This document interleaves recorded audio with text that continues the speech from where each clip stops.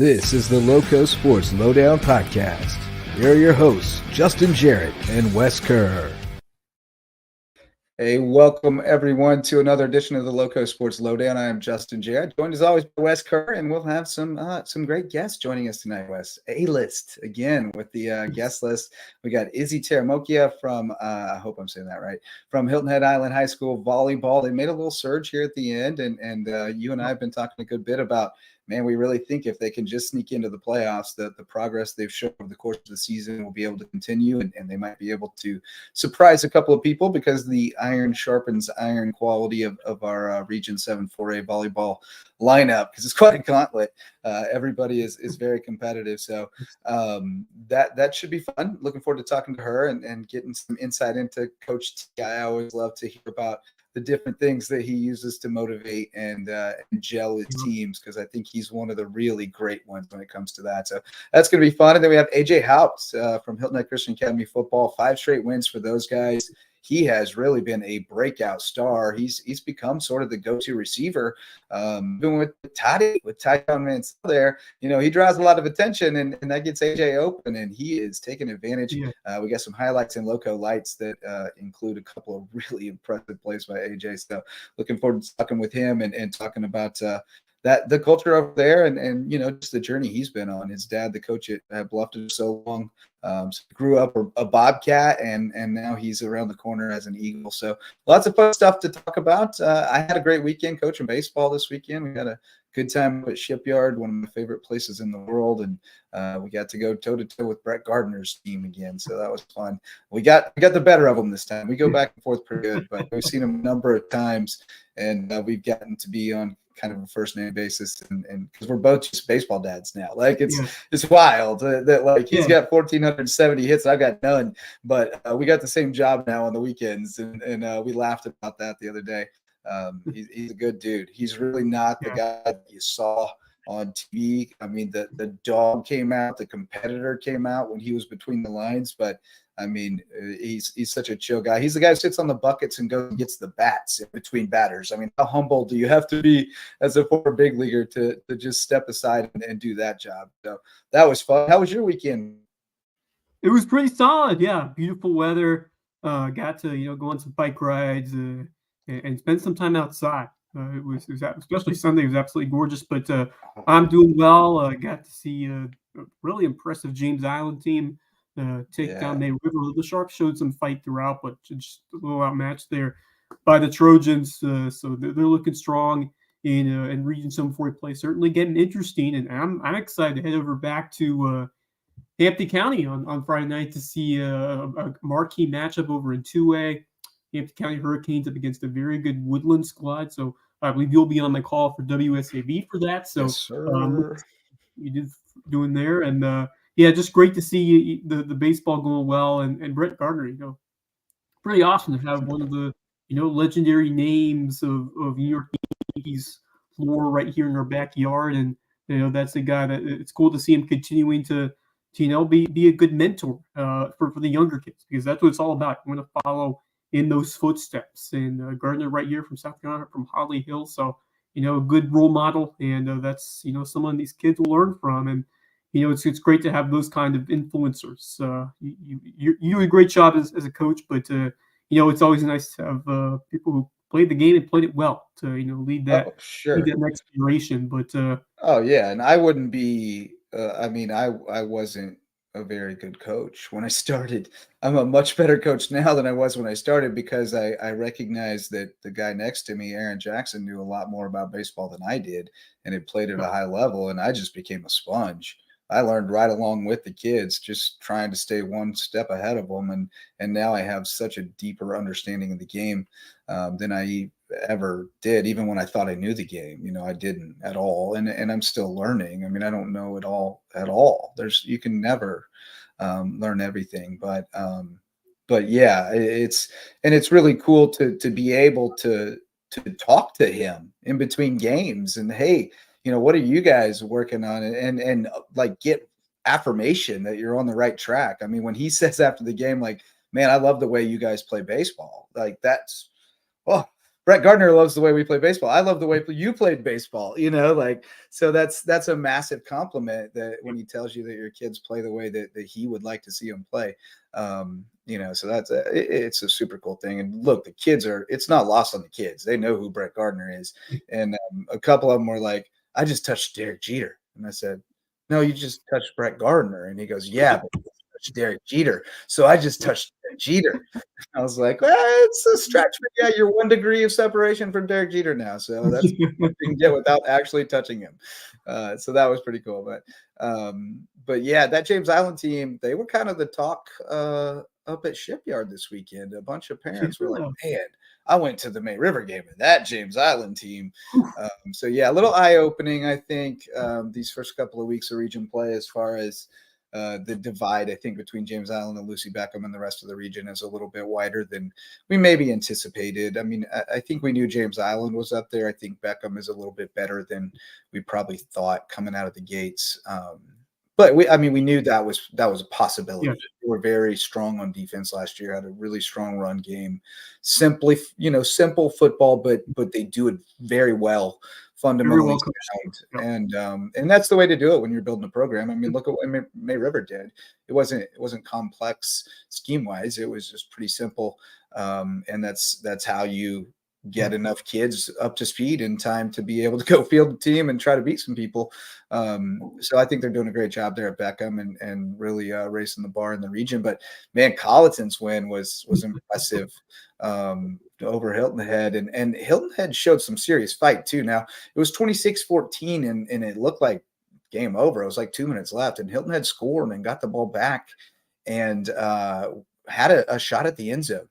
And it was Brian Hamilton who came up with the pick in the end zone to end the game. So huge play there. We got some good highlights and lights. You hyped him up when he was on the basketball court a lot, but when he was like a freshman, I was like, this dude can stroke it.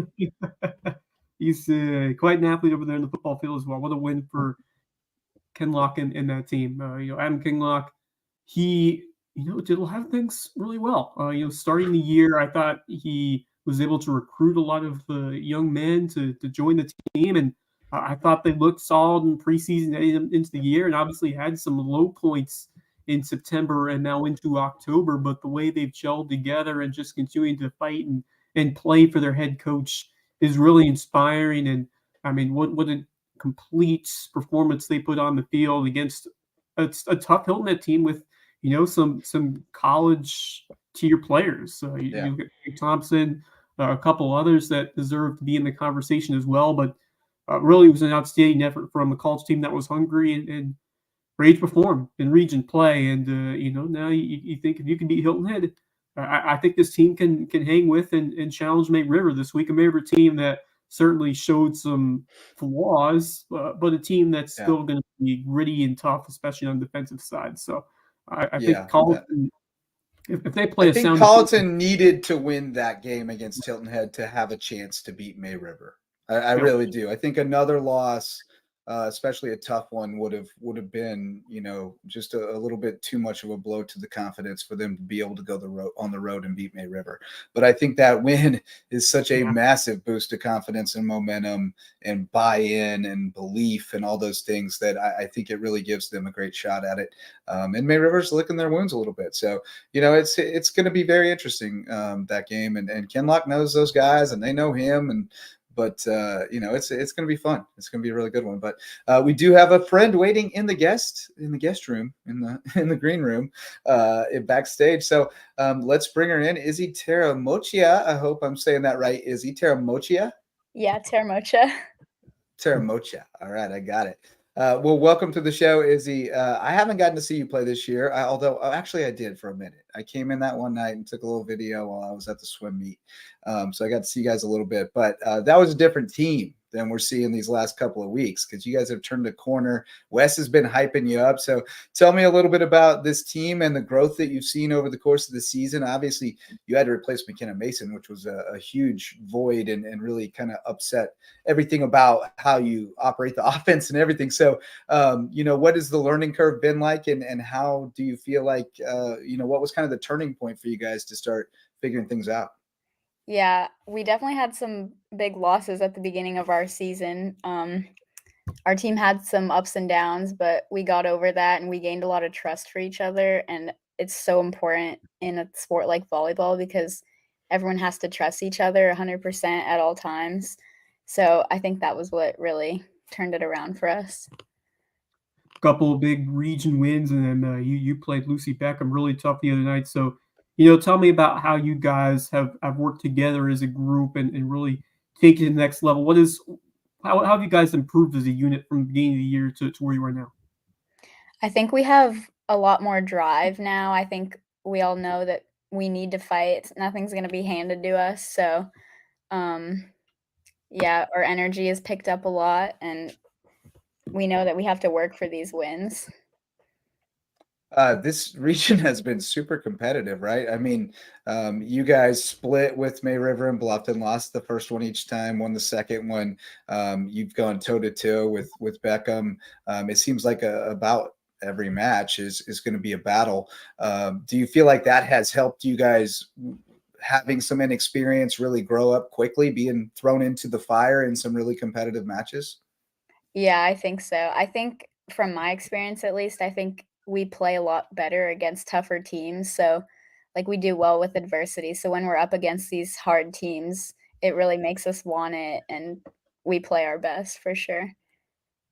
Well, you just look at what you did the first time. The first time you played Bluffton, the first time you played May River, didn't go according to plan, but the next time you beat them both and rather convincingly. So, just tell me about seizing the opportunity to see those two teams again and being able to beat them the second time. Yeah, I mean, after those losses, I think we were all kind of like in shock. It wasn't the outcome we expected. I mean, we're not used to losing to those teams, but we knew that something had to change. So I think we turned it around well. Well, you've got one region match, right? Left Mhm. against James Island, and then we get into hopefully the playoffs. A win would for sure clinch it, and then I'm not sure what happens if you lose. And I don't know. Do you know what the tiebreakers are? Can you help us sort it out? Yeah, so May River and Bluffton play each other. And I think that if May River wins, that'll Yeah, then secure they our spot. But right. That would do it. You're right. But if Bluffton wins and you lose, then you have it goes into like a with tiebreaker Bluffton. thing. Yeah. You have a three-way tie, and then we get into like sets Yeah. one, and then Points, points yeah. one, and yeah, it gets Yeah. deep, and we have to get It's an abacus and Yeah. definitely, it's a situation where you want to take care of matters by yourself. Winning is the easiest way to get in. So, that's James right. Allen certainly a quality team, but you showed in that Lucy Beckham match you were right there. You battled. I remember that second set. You rattled off like 6 or 7 in a row to win it and take set two, and then Yeah. you force a fifth and then lose by. Just take me through that match, how you guys battle, and what you can take from that as you prepare for James Allen. Oh, yeah, we fought so hard in that. I think in the second set, we were in, like, an 8-point deficit, and we came back from that, and that's something that's so hard to do, especially towards the end of those sets. The other team has, like, 23-24, and you think, like, it's over, but we fought back from that, and that gave us a lot of energy going forward. We knew it was gonna be a long night after that, but we stuck with it.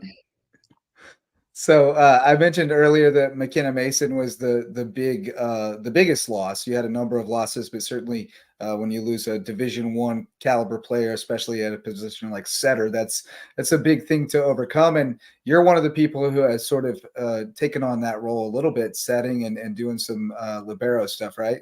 Both positions. Mhm.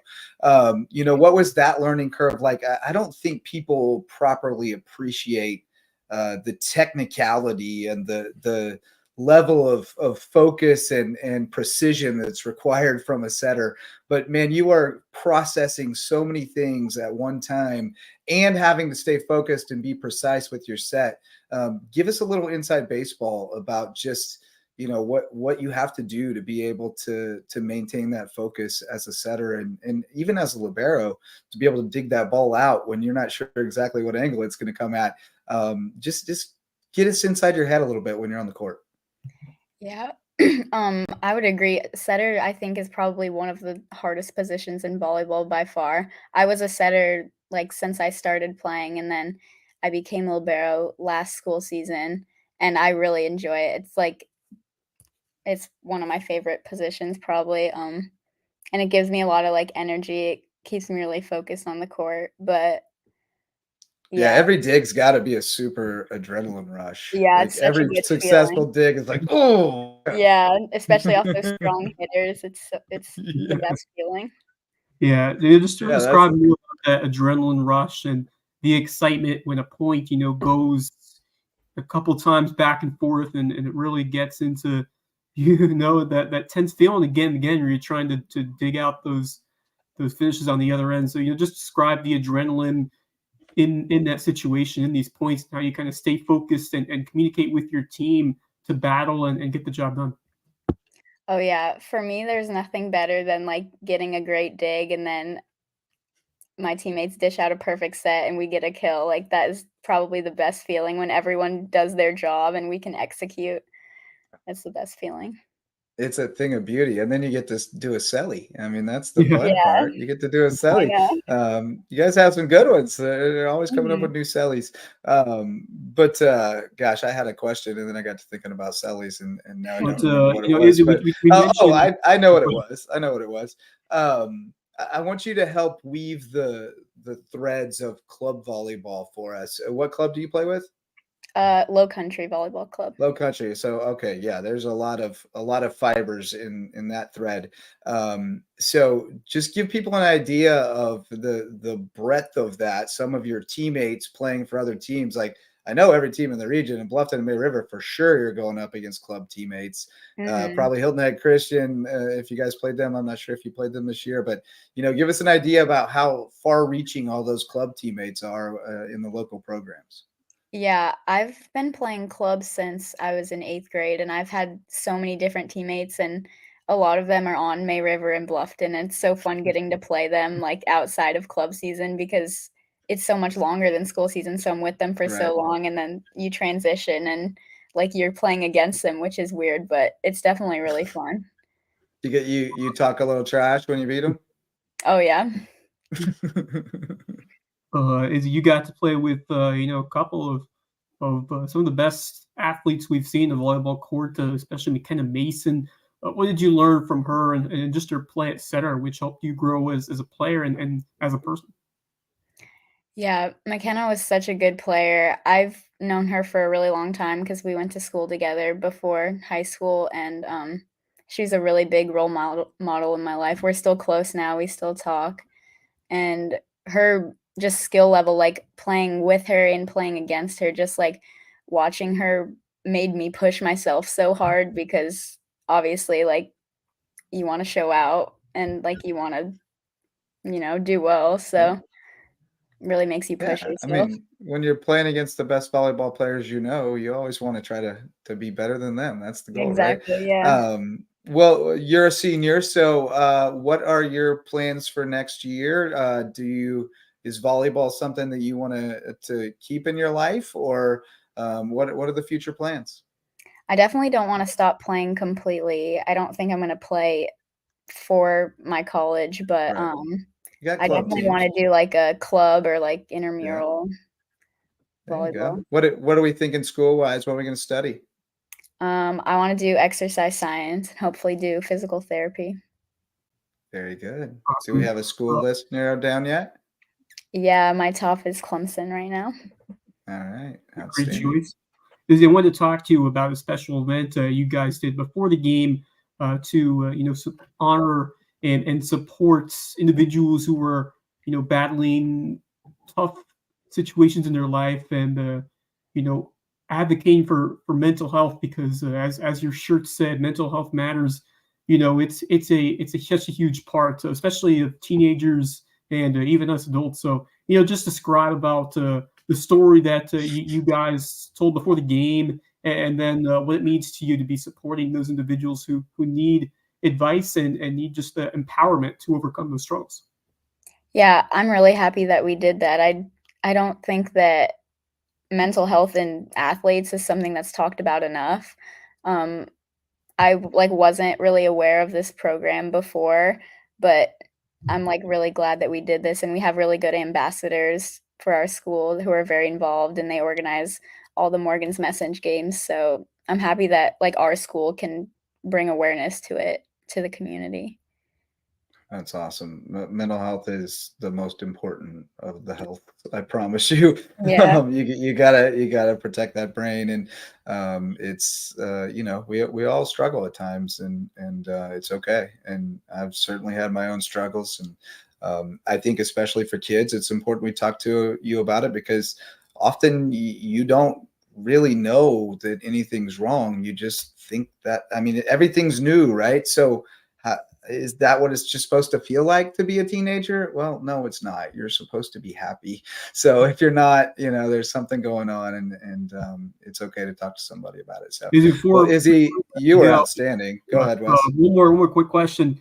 Just reflect back on your teammates. I want to know the funniest moment that you've had with either your high school teammates or your club teammates playing volleyball. Oh gosh, that's so hard. I don't know. Something that's different about this team that I'm on right now is we're all pretty much friends outside of the team. So it's easy to like connect with them. And I'd say probably some of my like favorite moments are our away tournaments that we go to because we're with each other for so long that we like bond on a different level. Oh yeah, long after you forget about the matches, you'll remember the road trips and the time together. That's really what it's all about. So. Oh yeah, you'll be telling stories about that to your kids once they're old enough to hear them. Yeah. Well, Izzy, you were terrific. It was a pleasure. Thanks so much for jumping on with us, and best of luck to you guys against James Island and hopefully in the playoffs. Thank you for having me. All right, it was a pleasure. Take care. Well, Izzy was absolutely delightful. Great poll, Wes. Great job booking Izzy. She was fantastic. Yeah. We've got another guest waiting, but we've got to keep him waiting a little bit because we got to shout out some MVP sponsors. As soon as I get a drink over here. We're going to do the real estate block first.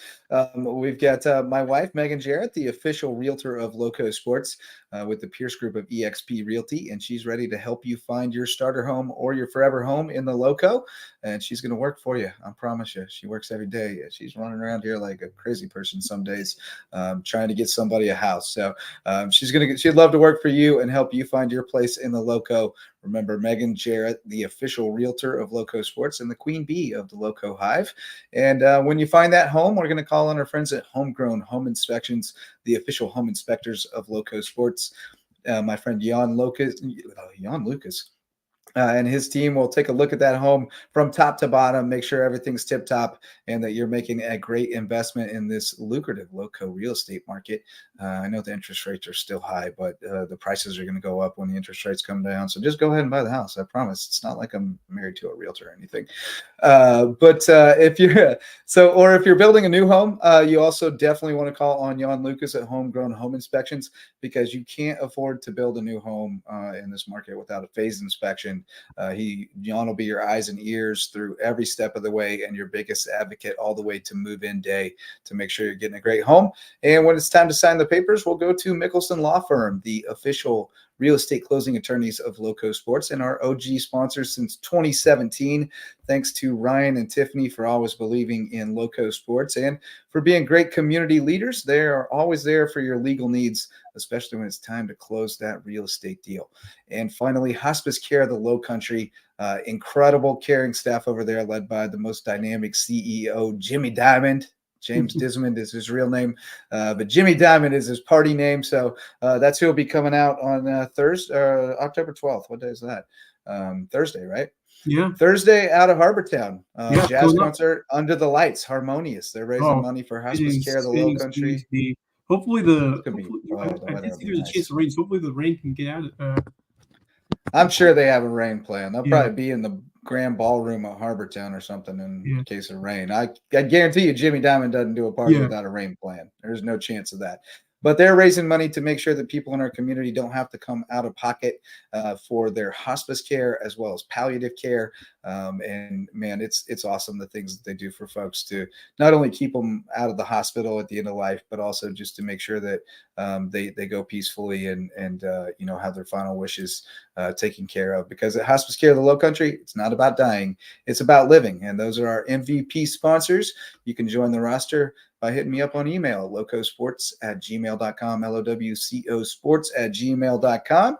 And we'll keep rolling, Wes, with another A-list guest, because we got one of the stars of this uprising at Hilton Head Christian Academy. Started 0-2, now 5-2, and just absolutely rolling. And we got AJ Haupt live on the show, rocking Carolina Blue. What's up, dude? Hey, how you doing? Man, you're so grown up. I remember when you were just a little kid, and you're just so grown up. It's crazy to see you like this. But man, you guys have been rolling. I believe, if I'm not mistaken, you were 0-2 until you went on the school retreat. And then you rattled off 5. I don't know what Ron Peduzzi does at the school retreat, but this ain't the first time I've seen this. What's going on at the school retreat? Well, actually, this year was different because we had the hurricane and our retreat. Oh. But I mean, Coach Peduzzi, he doesn't need a retreat. I mean, he gets us right no matter what. I mean, we starting off 0-2. Obviously, not what we wanted. Starting off with Savannah Christian was tough, but Wilson Hall also a tough team. And then, I guess that kind of just give us a boost, because we don't like losing, obviously. So having that loss there kind of pushed us. We went extra hard at practice, trying to kick it into a different gear, and been living. We really just turned it around, and it's just uphill from there. Well, you have had quite the start to the year yourself, and put on an excellent showing against Thomas Hayward. 5 catches, 112 yards, and 2 touchdowns, and you've really become the go-to weapon for this offense, especially to move the sticks. And you've developed quite a rapport with Dylan Clark. So just tell me about how you took that next step as a receiver to come up clutch and help out your offense to propel yourselves in this winning streak. I mean, when you have Dylan Clark at quarterback, it's definitely helpful. I mean, he can keep the play going with his legs and his arm, so having him out there is definitely helpful for me to be able to, make plays, because he makes it easy on me by putting the ball right where I need to go, and then I just go from there.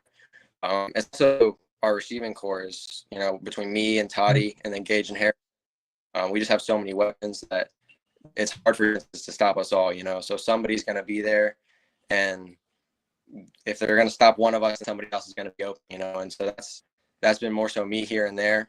But I'm kind of I look for the open spot in the field, and I just get there and get the ball and just get out field as fast as I can. And I mean, it's been working pretty well this year. It has to be fun playing in that offense. I mean, you guys are basically playing Madden. It's pretty cool, right? Really nice. Being a receiver and throwing the ball almost every play, it's definitely nice.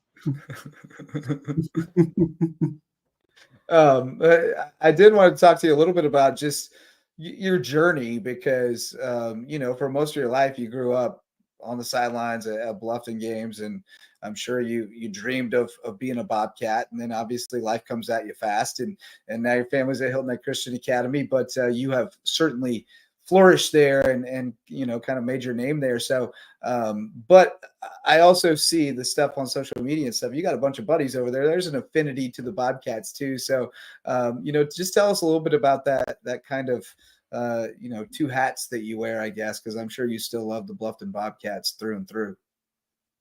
Yeah, of course.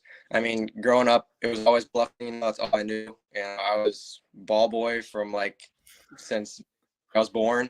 I was always out in that field. Bluffton was everything I knew, and going there, I went there, my first 2 years of high school, and made a lot of friends, played football there, and then it was definitely a big transition to switch to Christian because I was so used to Bluffton. But from the first day of practice, everyone was just so welcoming and kind of at school. I felt fit right in immediately, and me and, not just football, but like everyone in that community. It's really an incredible place. And they did help me fit right in like the second I got there. And it was really nice. It made it a lot easier for sure.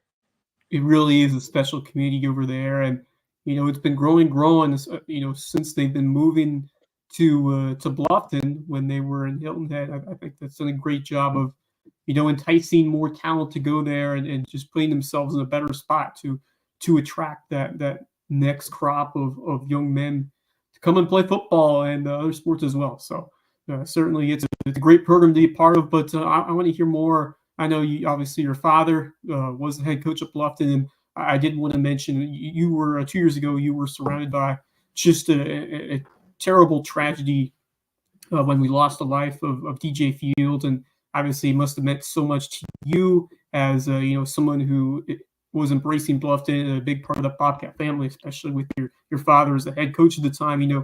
Just recount that. Obviously, not the greatest memory, but just recount what you learned from it and what your father taught you about how to be inspired when you have a tragic moment like that, and how you've become empowered to live like DJ and to emulate all that he did well for the local community. Yeah, I mean, growing up when I was like middle school and stuff, I was a ball boy and be out to the field on the side. He had a personality that was like really contagious. I mean, he was such an amazing guy, such an amazing part of the community. And I remember I woke up, and when I was told that happened, I didn't know what to do. It was an experience that I never felt before. And knowing how close he was, like with my dad, I knew how hurt he was, and it was just a really horrible experience. And looking back on it now, I want to like for granted because you never know when it's going to be gone. So you really got to just live life to the fullest. Live like DJ, which I write down my wrist for every game.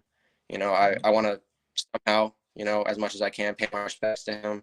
And every time I go out on that field, I try to do it for him. That's why it's on my wrist. So I just look down and know that's why I'm doing it. Yeah, man, that got me a little bit when I saw that on social media, the pictures of you doing up your wrist before the game. But because I mean that's what it's all about. I mean we're all one community, and as tragic as that was, there was some beauty in the way the community pulled together after the fact and supported one another. And it's usually in those darkest moments that we see the people who shine the brightest. So, and your dad was one of them, man. I mean, he lifted up a village on his back and carried them for a little while and had to be everybody's rock. And we saw the toll it took on him at times. So much respect to him and respect to you for recognizing the pain that he was going through as well. Cause not everybody's as in tune with other people's, feelings and pain as that. So we just talked about mental health awareness with Izzy and that's a pretty heavy theme there, but getting back to football and good times, you guys took pretty easy care of Thomas Hayward on Friday night, and they were rolling too. They'd won 4 in a row as well. Tony got 125 and a touchdown on you, which is only about half to a third of what he usually gets. You shut him down in the passing game. Tell us just a little bit about that game and what you guys were able to do. We didn't start off too hot. We got a touchdown first drive. Things were looking good at first, and then we kind of like fizzled out a little bit. On offense, defense was spectacular the whole game. Stopping a guy like Tony O'Banner is near impossible. He's just such an incredible athlete. Our defense, you see a guy get 125 yards and a touchdown, you think that's a really good game. But Tony, that's impressive to be able to do that against him. And our defense, they've been doing that all year, holding players like that. And it was really them that kept us in the game, because when they just get stop after stop after stop, eventually our offense is going to get something going. And we did, eventually got some big plays here and there. Toddy had a big catch and then a big touchdown catch right after. And one in the ball incredibly. And we just kind of, once we got into our rhythm, we were able to just fire all cylinders. And then at that point on, it's tough to stop us. No doubt. Another strong performance from this Hilton Head Christian Academy team that has really founded after that initial 0-2 stretch, and you guys are looking the part of a true contender in Skeeza 3A. But I look up and down this roster, and the group of seniors that you are a part of, that you joined midway through your career, but especially on the defensive side, you look at Zane Wilson, who is for the beast down there, as well as a guy like Tucker Tivapaw, who also, like you, transferred in and became an integral part of this team. Talk about how this group, especially of seniors, has embraced this challenge of living up to the classes that came before them, especially like the Jace Blackshears and the Jax Laniers, who had that kind of success, and what you learned from them, and how you guys hope to emulate their success and go for a state title.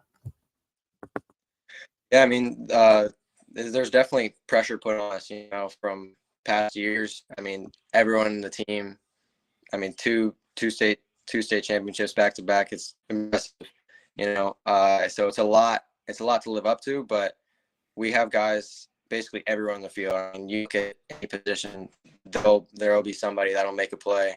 Our defense is just stacked everywhere. Our offense is stacked everywhere. And I mean, like you said, Zane is incredible. I mean, if you run the ball anywhere, he's going to make the tackle. Same with Kerr, and also Tucker. In passing, he barely gives up anything at all.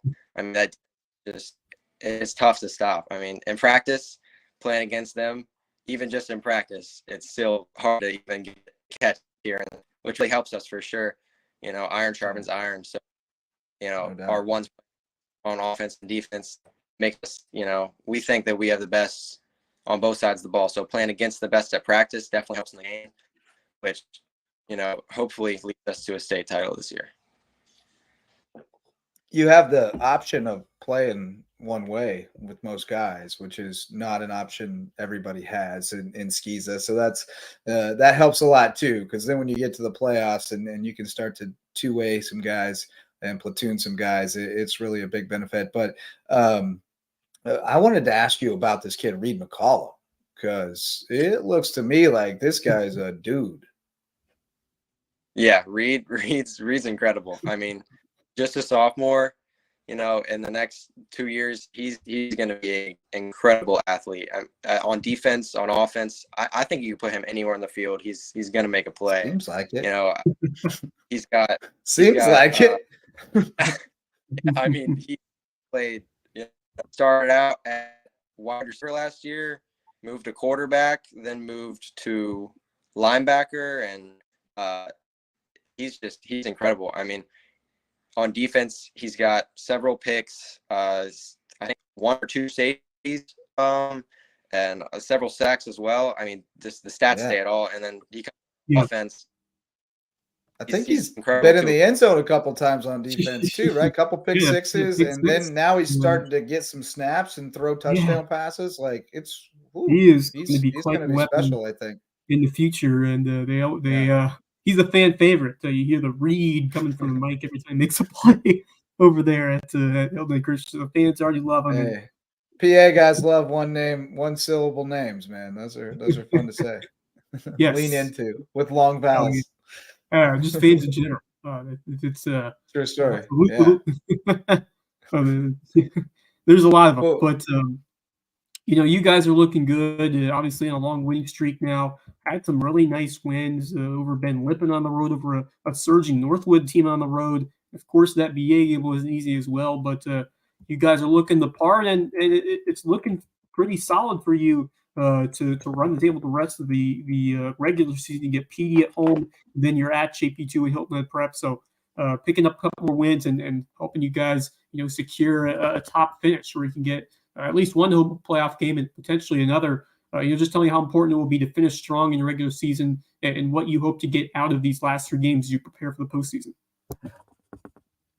Yeah, I mean, looking at the last couple games, they're going to be important for playoff seeding. So we want to win by as much as possible to put us in the best position to get I mean, ideally the 2 seed, you know, but if we get the 3 seed or whatever seed we get, we're going to be all right. You know, if it's an away game, we've played both Ben Lippen and Northwood away, both big games, and we're able to come out on top on those. So ideally we want to get, you know, a higher seed to get that home advantage, but these last few games are going to be important to kind of keep us in a rhythm. You know, we can't get down on ourselves, take it easy, because if we do that, we'll go into playoffs and we end up playing a tougher team. You know, you get smacked in the face.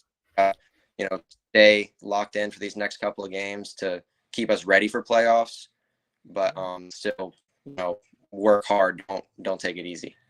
Stay sharp, because it's coming.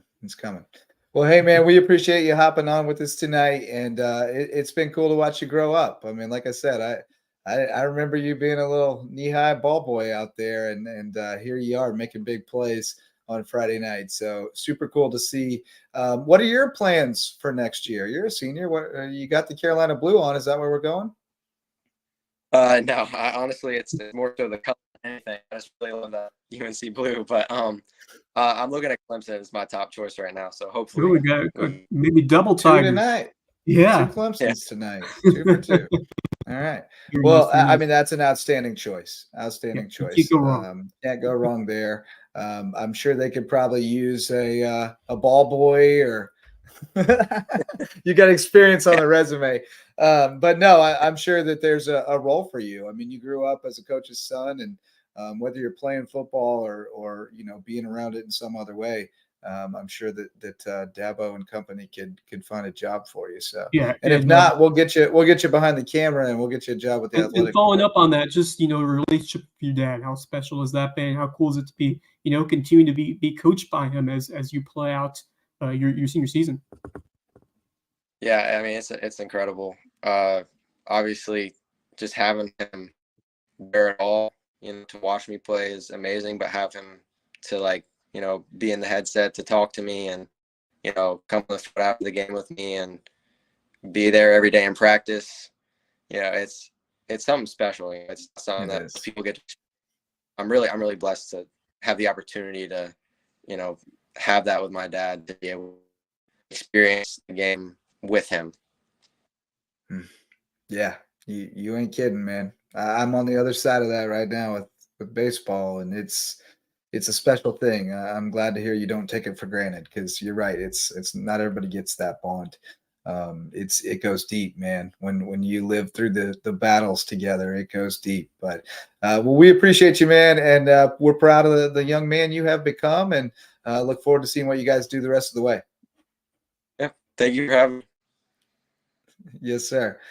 All right, great stuff with AJ Haupt.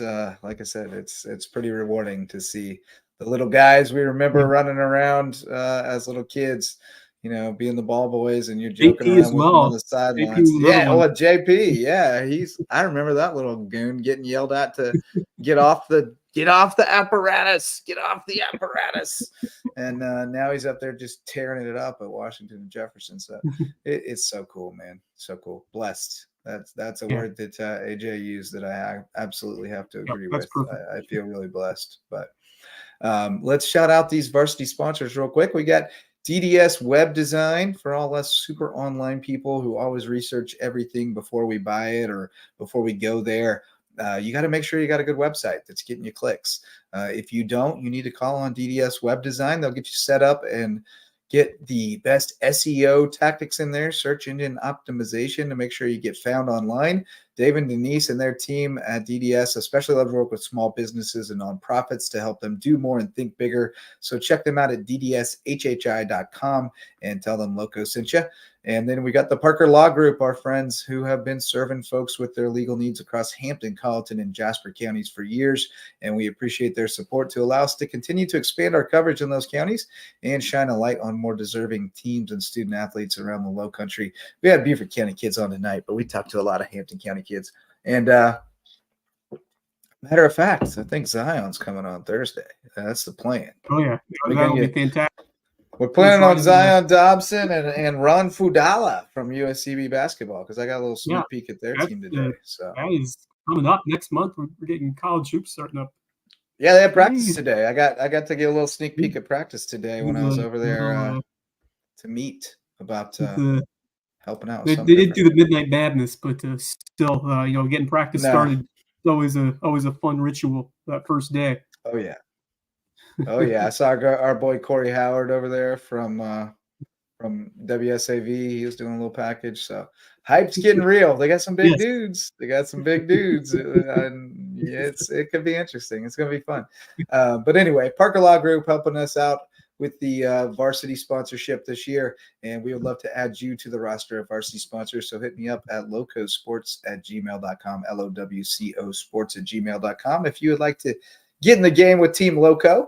And Wes, we always made it a Monday tradition here in the fall to do a little breakdown of takeaways from the high school football season and update on the rankings. So we had Hampton County holding steady at number 5 in 2A, Woodlands at 6. So we got a 5-6 battle on Friday night that I'll be on the color commentary, the call for WSAV, and you'll be down on you'll be covering the game, I suppose, for Loco Sports. So that's going to be fun. And Whale Branch, though, slid one spot. And so, I had to check in with Jerry Hatcher and see what he thought about that. Despite not playing, they got passed by Bamberg Earhart. So let's see what he had to say about that. Rankings yet today, but you guys did slip one spot down to number 4. Bamberg Earhart, your region rival, jumping one spot ahead of you. Despite the fact that you guys are 5-0 and Bamberg's sitting at 6-1. So just curious about your thoughts on that and about rankings in general. Well, I ain't even looked at that thing, man. Like, I mean, what's that? A bunch of y'all people who write about the games who's voting on that. I mean, it don't mean nothing, man. We're gonna play them games in the playoffs, and we're gonna play Bamberg Art in the region. So it don't matter where we're ranked at, but it does chap my heart a little bit because we didn't get to play last week because we were supposed to play Estill and they ain't got a school no more. So we couldn't get a game, so we didn't get to play.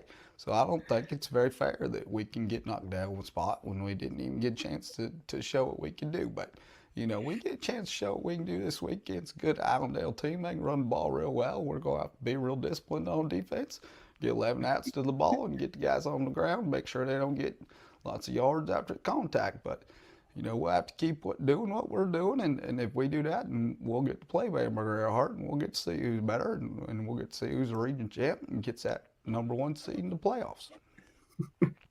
That's awesome. That sounded. I'm so stupid. That sounded just like it did in the furniture store, as he would say, in the furniture store. Over at the furniture store. Over at that deal over at the furniture store. I think it's a nice touch adding the screenshot of Hatcher. It really helps me feel like it's really him instead of me. This is the stupidest running gag ever, but I love it. Thank you for indulging me, people. But we let's do our takeaways in the form of just watching Loco Lights and talk about it. How about that? That's going to do it. Otherwise, we talk about things and then we watch them and then we talk about them again. So let's do it this way. And we can skip the part where I talk. Here we go. The Eagles. For the Eagles. Oh, they was hyped up for homecoming. Eagles back at home, homecoming. Big crowd on the Isle of Ladies. Robert Johnson was a beast in the first half. Look at that.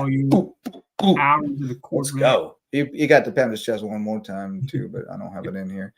Jaden Andrews. Become the rock. Get her done. Get her done. He got a little light load this game, actually. He had a pretty light load. Yeah, they do good sellies. And Samari Bonds in a nice game as well. I think he's grown. He's gotten to be that. Yeah. Creek stayed in it early. If Creek could have punched it in when they were down 13-0 instead of snapping it over Dame's head, they would have been right in this game because Buford was a little sloppy early, but they couldn't get out of their own way. I saw Juju got an offer from St. Andrews, though. Juju got an offer from St. Andrews. We need to get Leroy an offer. That dude's he's a beast. Yeah, I got to see him a couple weeks ago, and he can go up and get it. He's got some terrific range and athleticism, so I'm excited to see what. Juju's good. Yeah, he's good. Yeah, Juju is standing. All right, here we go. Colleton. Look at Nick Williams, man. This dude is a Oh, a dude. couple broken tackles into the end zone. That dude's got to get What a recruited. grown I don't know. man. I got to figure out what his grades are so I can figure out what level, but that guy's got to get recruited. Sean Williams is growing up too, well. Nope. Dropped it underneath. Look at Nick doing work. Look at this one. This is a freshman. That's a freshman. Dropped it in the Jacob Singleton, a freshman. Then Nick Williams gets the pressure. Aiden Castellanos with the pick. Excellent job putting some pressure on Bobby. Look at that. Celebration even man. better. That was a great celebration. Rocking over there in Collinson. Now watch Antoine McWilliams. Ooh, for the burst. Yeah. Wow. That's a tall drink of water who can move, man. He doesn't look like a running back. He looks like a receiver, but he can play. And then Hilton Head comes back. They got a chance to win it. But Brian Hamilton, right place, there. right time. Beautiful great interception hands, to end it. great focus. Excellent form. Down. He was ready for that one. Cougs win. Then we got Hilton Head Christian. Dylan Clark doing Dylan Clark things, a.k.a. Antonio Bader things. Whoop! Look at those quick legs. Man, he is such a threat on the ground. He's a lot faster than he was last year. He's worked. He's definitely got that extra. And then look at this. Look at this. This is Brett Favre stuff right here. Gunslinger stuff. Slings it to AJ. Now watch AJ. Zoop. Zoop. AJ. Man, Dylan Clark, that guy, when he is on, he is one of the most talented quarterbacks in Skeeza, especially. He never quits on the play. He can throw some seeds on the. I mean, Zane and Reed, Zane and McCollum got Tony and then AJ got away again. AJ. He had 2 touchdowns. This offense is looking. They're pretty good. Strong. There's Will Kelly, former Lowco Defensive Player of the Year. Will Kelly, now defensive coordinator for BA, yelling at him. That little dude, Camden Moore, can scoot. Yeah. He is sneaky good. Yeah, that Williamsburg team a lot. Nobody will recruit him because he's so small, but he can play football. He's like Jackson Lanier. He's going to have to carry a lot of the load with Devontae Green. Yeah, and I think we've seen the evolution of the offense a little bit. What's going to happen is they're just going to spread it out more and sling it more, and they're going to use Jackson. They can they can have him out of the backfield, or they can split him out and go empty. I think that's what they're going to have to do. Right. Just a little bit more smoke and mirrors as far as getting him in space. But you can see where it can work. Right. Like I don't think all is lost at all. They were right in this game all night. Just needed one stop, and they were moving the ball at will. Shuford, he's a player, dude. Look at that throw right there. Baby Dev. Hey. Baby Dev. What a sensation that he has been. And he goes right back to him right here, and Baby Dev soups him, right down and the he's middle. in. Man, Baby Dev's good, dude. That dude is quite the athlete, and he has made some catches that have been at the highest degree of difficulty that I've seen. I mean, and then the Canes, Zion. But that's what a big time college running back looks like. I mean, not a big time necessarily, but like that's a college running back. Yeah. He reminds me a lot of Irvin Mulligan when he was at Woodbridge. Oh yeah. Big, powerful guy, but he's got the speed. They say he doesn't have breakaway speed, but he runs away from people. Look at Zamon Loftus. Yeah, I mean, there's the proof right there. That was Zamon Loftus. He turned up a lot. He turned it up. And here's Loftus again. There's Loftus wide open. Yeah, if he gets behind you, it's over. There's no chance. Nobody's chasing him down. The outside as well. And then Zion again. Another dose of Zion Dobson. That's pretty fast. Oh, yeah, that one cut off. Yeah, cut off on Huddle. I didn't have the whole clip. But I'm excited. That gives you a gist. Back in action again this week. Woodland, that's a pretty strong squad. Really strong. I mean, it's a battle.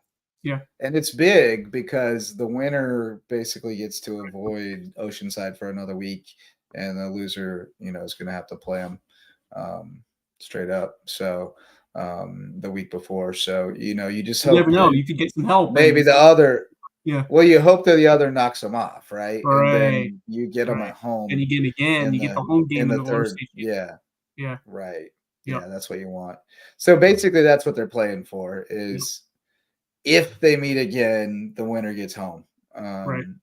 And otherwise, you get to avoid Oceanside for an extra week. Yep. So, yeah, should be a fun one. Should be a really fun one. Takeaways from Friday, Colleton, obviously big Yeah. win. We talked a good bit about that and how we think that reflects on next week against May River. Bluffton, came up short against Lucy Beckham. Yeah. Not really in it. I mean, in it for a little bit, but We not kind of really in know it. a lot more where, obviously the top two teams are Jamestown and Lucy Beckham. They're going to play each other for the region championship. And then you have, a Colleton team that certainly is showing a lot more. I knew coming in that this team had the opportunity to pull off an upset or two Yeah. if things go correctly. It looks like everything is. Hilton Head, it's same kind of things as last year. It just they let some moments get the best of them. I mean, they've been in every game, but unfortunately, the offense has been inconsistent at key times throughout the ball game. President for finding that Colleton County matchup, but just unable to get it done when it really mattered at the end there. So give props to Bobby. They just haven't been able to do enough in the passing game because Timco's been effective. Timco's been great. But they just haven't been able to do quite enough in the passing game. They got to figure out how to get Javarian Hamilton involved more, which I mean they have. He had like 6 catches this week. I guess I shouldn't say that. He had like 6 catches. He had a big play to Bluffton. It was a touchdown to get close to the end zone.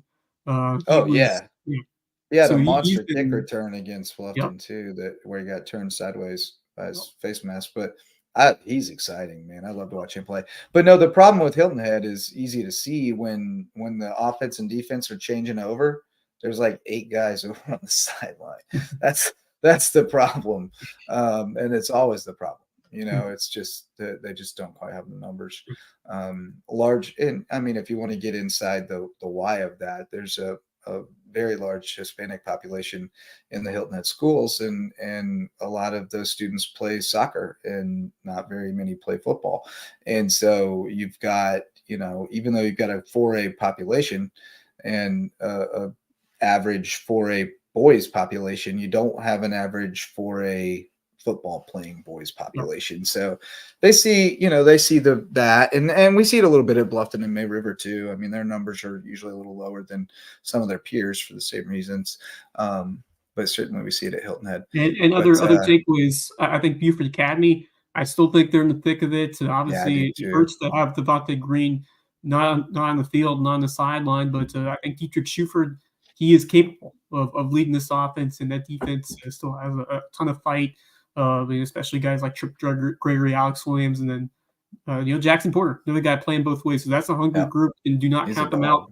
1A, Patrick Henry had their match. Dorchester Academy sure did up on them, and now things are getting getting mollywopped. Yeah. They didn't run the ball well at all. Dorchester won the line of scrimmage big time. Ferry was still 13-19 for 223 and 2 touchdowns, and he had 41 rushing and a touchdown, but they really bottled up. Michael Tucker didn't run it much. I mean, he was playing like a dog on defense, 15 tackles, 4 tackles for loss. So probably didn't have a lot of juice to run it, but I don't think there was a lot of running room. I think they just had to do different things. Now, I think if those teams meet again in a neutral site, it would be different. And if they met again at Patrick Henry, it would for sure be different. But Dorchester put it on them Friday night. They won the battle. Interested to hear what Coach People says. I bet he was mad. I bet about how to stroke again. That's interesting.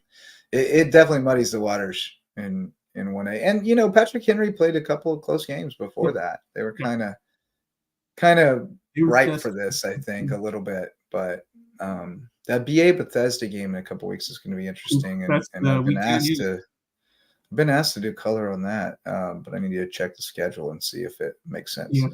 JP2, nice win for them. I do have some stats on that. Christian Tilton had a nice game. Good to see him back. He sure did. He sure did. He's the spark powers, really, the team in general. I think it just makes it's a night and day having a guy like that out there. The straw that stirs the drink. He was 15 for 150 rushing, 2 touchdowns and 2 conversions, and he was 5 of 8 passing for 95 and 3 touchdowns. And he had a 78-yard kickoff return for a touchdown, and he had 5 tackles and an interception on defense. That is a classic Christian Tilton line, if ever I've heard one. That's crazy. Yeah. That's crazy good. Yeah, that's a good win for them. They obviously, that's a game they should have won and needed to win. And we were not sure they were going into it, So convincingly, 47-14, big win for JP2. They got tough ones left. Brookwood, They got HHCA, Wilson Hall. Those are all pretty, especially at Northwood. Those are all challenging ones to finish the season. But that's a big win over Prep, which likely gets them in. And they got to go to Wilson Hall, and then if they get next they'll week, be the 8th seed. They'll get the 8th seed, and if Wilson Hall wins out and gets the 1 seed, they'll have to go back to Wilson Hall the next week. Oh my! Oh Jesus! They had to do that last year. They had to play. Was it Pinewood? They played back to back at the end of the year. Or Wilson Hall.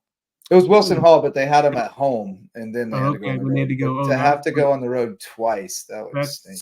That is at least you get to see them before you play them. But who knows how many cards will hold the vest. But that's a tough recipe right there for the JP2 Gold Warriors. But great to see them getting the win column, and I like the new coaching staff, and I like some of those young guys, which I saw in action a couple weeks ago against Pinewood. Obviously, the score didn't go in their favor, but the fight that they showed with Wolf at quarterback, and he's a hungry little dude. He's gonna step in. He's got a nice big frame. Yeah. He's gonna be good. And they're still a young school. Yep. I mean, as far as like their school population, they have a lot of young kids, and they're really excited about their younger classes athletically. So, I think better days are ahead across the board for JP2. They've really been a great coach fighting above their class, especially in football, but really across the board, just because the nature of their school is a little different with the diocese. So they don't. Their numbers are their ratio of athletes to non-athletes is out of whack with many of their peers. I like Shane Milligan as head coach. I think he's approaching things the right way. I like it. Jarrett said he brought in the offensive mind.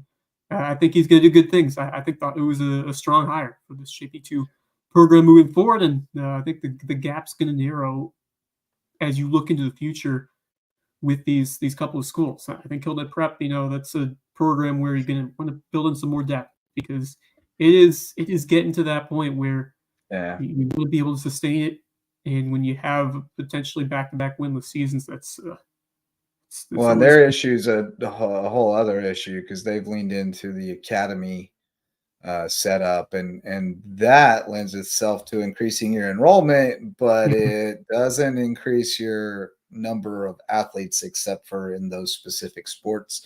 And so they've gotten themselves into a situation too where they're punching above their weight in a lot of sports. They're dominating in the sports that are attached to the academies, but then the other sports are struggling because they just don't have the numbers relative to their peers. So it's a whole different SCISA, every school's got its own set of struggles, and that's part of why you see kind of the Wild West nature of it, in terms of like doing a lot of things on the fly, because it's in many ways they're responding to their membership of like what will work, like what literally works for us. So because everybody's got different perspectives and different issues that they're dealing with. So they do as good a job as they can do, I think, of keeping the competitive balance pretty good, and they go back to the drawing board when they need to, and reconfigure things, because it's always a moving target. So but those football championships are going to be fun. I hope we get to spend a lot of the day at Charleston Southern. Yeah, it could work out where we see a couple, 2, 3, and maybe a local on local game. The chips could fall that way. So I'm excited. It's going to be very competitive. Especially when you look at some of these teams in 1A and 2A, they're getting better, and then I think 3A is wide open this year. You don't have the PD Academy Florence Christian of last year where you had a couple teams at the top, or 1 or 2 that you thought had a great chance to win. It is pretty wide open. I think both semifinals will be kind of toss-up type games. Like, really, I don't think the margin between Wilson Hall and Northwood is that wide at all. Like, I think I think it's pretty narrow. And then 2A, I think is still pretty tight, and 1A is just it's the Wild West down there, man. Who knows? Anything can happen. It's gonna be fun. It's gonna be fun. But that should do it for tonight. Let's shout out the Lowco Booster Club, and then we'll give our teams of the week. Our Lowco Booster Club members this season thus far. Prime IV Hydration and Wellness now open in Belfair Town Village. You can go sit in the massage chair and get juiced up with your IV bag with all your great vitamins and minerals. Go say hi to Max. Tell him Lowco sent you. And if you need to get cracked up as well, go see my guy Ambrose over at Rooted Living Wellness. Outstanding chiropractor. Great with athletes, especially if you have overuse tenderness with shoulders and elbows and things like that. If you've got nagging injuries that are bothering you, go see Ambrose at Rooted Living. He'll do the ART chiropractic on you and figure out what mechanically is going wrong in there and get you straightened out. Probably be able to figure out why it's doing it too, and help you make a change to your life to make sure that it doesn't persist. So go check him out, Rooted Living Wellness. Barefoot Floor Care, the Low Country, Lowco, whatever. Chris Odom's the man at getting stuff clean, especially the floors, but not just the floors. He'll get the carpet, the upholstery, carpets, floors, I guess, but upholstery, ceilings even. He cleans everything. Every week he tells me some new thing he can clean at B&I. And he's just the nicest dude, too. Very pleasant to speak with. So give him a call at Barefoot Floor Care of the Low Country, and he will get your floors so clean your feet will thank you. And then Eagle Creations, one of the best kept secrets around here. If you're ever in need of promotional items, business cards, apparel, you want to start a little apparel shop, you want to sell some swag, they can hook you up with that. They'll monitor all that stuff, the orders, make sure they get out on time, and your customers stay happy, and you'll get a check at the end of the month. And they also have Proudly Southern gift baskets featuring regional goods that you can use to say that you appreciate someone or for holiday gifts. It's right around the corner, Wes.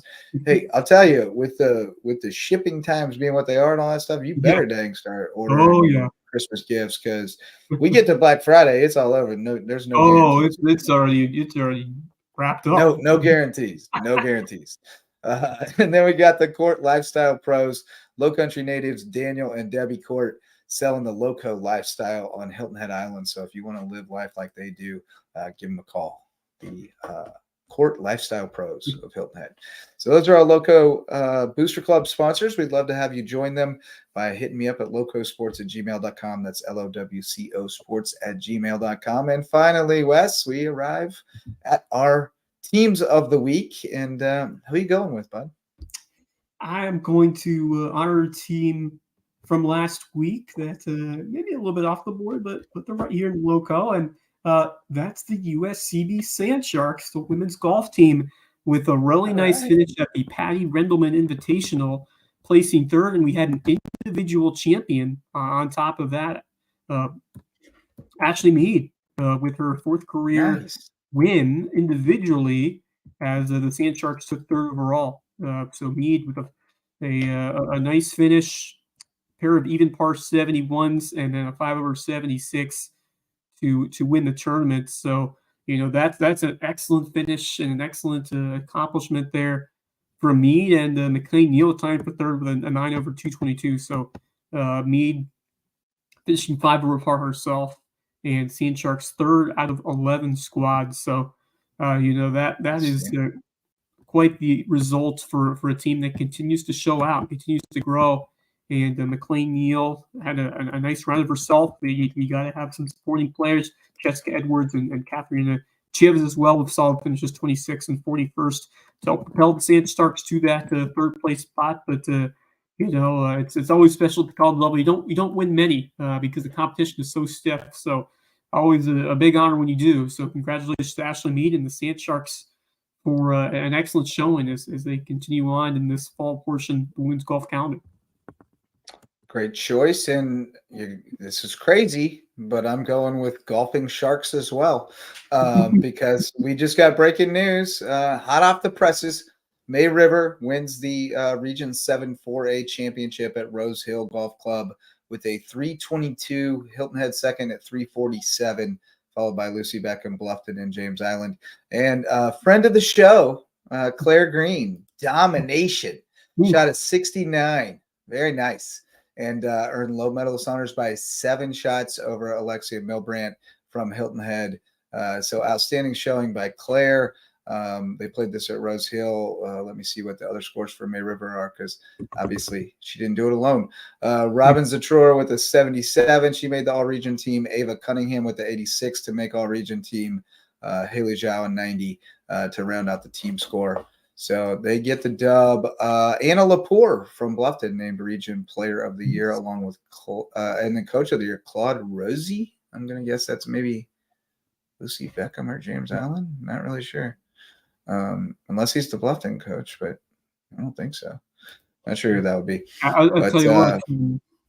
We talked. We sung the praises last week of Bridget Wilkie, but good to see Claire Green, come through in a big tournament like this, and we have we have got some exceptional talent on the girls golf side.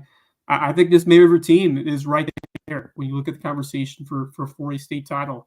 And it's some of these sporting players are going to be the difference, as we've mentioned. Can you get the good score, that lowest score from the third or fourth player, which really ends up being a big factor. Robin Chatour is a really nice number 2, and then when Claire Green puts down those low scores, it'll always give you a chance to compete and give those other players a chance to shine as well and bring that difference and to put them over the top. So. That's a program that has continued to shine with a couple state championships recently, and I think things are looking pretty possible for them to bring home another one. But it's always it's gonna be tough. With Pickens will be tough because they're playing at home. Basically, they're gonna have some course knowledge, but that's gonna be a good battle. Should be good. Shout out to Cunningham for getting in there on all region, and then 3 Hilton Head girls all region as well. Alexia Milbrandt. Brooke Nicholas and Catherine Gavin. Somehow Lepore didn't make the all-region because she shot 88 today, but she was the player of the year. So Ron Brand always good with the bat as well. With this Hilton Head girls program, he's great. They produce solid talent year after year, and that's a guy I've got to know and see him interact with players, and that guy always is super dude. Super dude. And let me tell you, we wouldn't know anything about high school girls golf in this area without Ron Grant and Stephen Moe from Hilton Head Prep, because they keep us in the loop about what's going on when we would otherwise be out here wondering what happened. So shout out to those guys for always hitting us in the email inbox with the results. It's yeoman's work, but it's much appreciated. We can't pass it on if we don't know what's going on. So great golf from the ladies at the Loco. 2 shark teams. 2 girls. Sharks. The Sharks. Hey, you want some breaking news? There could be another shark mascot at USCB. Ooh. We're starting to. This guy right here wrote the origin story for Finnegan, and there's a student at USCB who wants to start a female shark mascot. So we're brewing up a story for her. Should be a good time. And then I've got one other piece of breaking news. Brett Gardner sold his house in New York. Yeah, big news. He had to catch a flight last night to sell his house in New York. He told me. So I got breaking news. Brett Gardner not going to be the Yankees manager. Not the Yankees manager. Yeah, but Bravos. Bravos got the dub today, right? Yeah, they're down 4. Austin Riley with the go-ahead homer. Snap. Yeah. I knew something because while we were live, I started getting messages on the team group me for the Waves about the end of that game and how exciting it was. So I knew the Braves had won, but I didn't know what had happened. D-backs trying to go up 2-0, and the Dodgers are already up 3-0. That's awesome. A cool story. Yeah. Go D-backs. Yeah. Rangers are going to win it all, though. I should have bet on it, but it's not legal in our state. If it was, I would have gotten 9-1 the other day before this round started for the Rangers to win the World Series when I called it. And man, I could have been sitting pretty, but they're going to win it. The Rangers are going to win it all. There's something special with that squad. Yeah. They're good. I like them. Yeah. If anybody can beat them, it's the Braves. But man, the Phillies are tough. Yeah, too. that series is going to be a war. I mean, That- absolute. It's going to be awesome. I'm sad I missed the game today, but I should be able to catch Game 3 the. tomorrow, or is it Wednesday? No, game 3 is on Wednesday in Philadelphia. You know I they gotta are. travel. Oh, wow. Yeah, makes sense. Yeah, I got to travel. So Yeah. Wednesday, 5 o'clock, I should be able to catch that one. Yep. We finally get to watch the Braves. It's not on some app or whatever. I Yeah. don't know how to watch. I don't know how to watch them during the Probably. regular season. I Yeah. can't figure it out. But well, that'll do it, Wes. Thanks so much for coming on the ride with me again. It's always a great time. And many thanks to Izzy Terramoccia. Izzy Terramoccia. She was awesome. She Yeah. was. I mean, they Both always guests are. were They, fantastic. yeah, they always are. But Yep. but I had not spoken with her before. I know AJ since he's a baby, but Izzy was just delightful. I really enjoyed talking with her, and they're a fun team. They just have a good time, man. Coach T has a really good culture there. It's really positive. So that was fun. AJ was awesome. What an outstanding young man. Learned from an outstanding grown man. So comes by it honest, but really cool stuff to be able to hang out and talk with these folks, these young people who are making our community proud and representing the Lowco. And we are proud to shine a light on their success and help propel them to be their best selves and be the best they can be. So always a pleasure to go on the journey with you, Wes. Thanks to our sponsors. Thanks to everybody who showed up to listen or watch. That's going to do it for tonight. And until next time, guys, go Lowco. The Lowco Sports Lowdown podcast is a production of Lowco Media LLC and LowcoSports.com, an independent media outlet providing grassroots local sports coverage in the South Carolina Lowcountry. We are sustained by community support from sponsors and patrons like you. Get in the game with a monthly pledge of $1 or more at patreon.com/LowcoSports to keep us going and growing. Go Lowco.